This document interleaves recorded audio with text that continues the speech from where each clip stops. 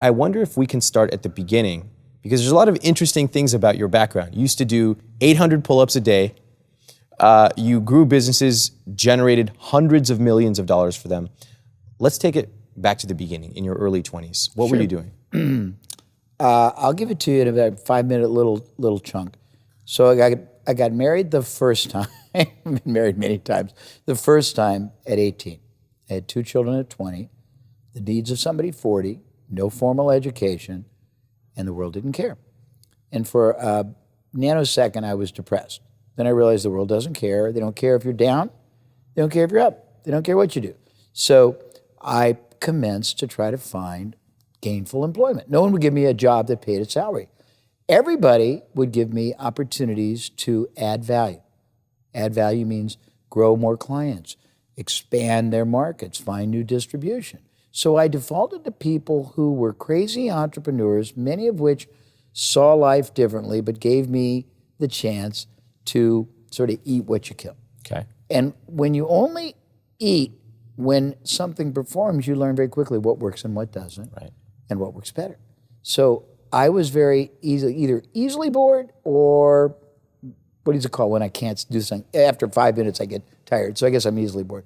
So I went through a litany of different industries. I go through them long enough to sort of hit not perfection, but to see the person next to me was making 10% more. He'd been there 20 years. So I thought, I don't think there's a lot of future here. But I jumped from one industry to another industry to another. And after about 10, and sometimes concurrently, because it was all commissions, so I could do 3 things concurrently, I realized that people in industry A don't have the slightest idea contextually what people in industry B or C or D do as far as strategy, as far as business model, psychology, how they reach the market. And I was able to borrow, give me the fast success concepts, approaches, strategies, philosophies from all kinds of unrelated industries, combine them into hybrids, introduce them into industries where everyone pretty much did the same thing in the same way.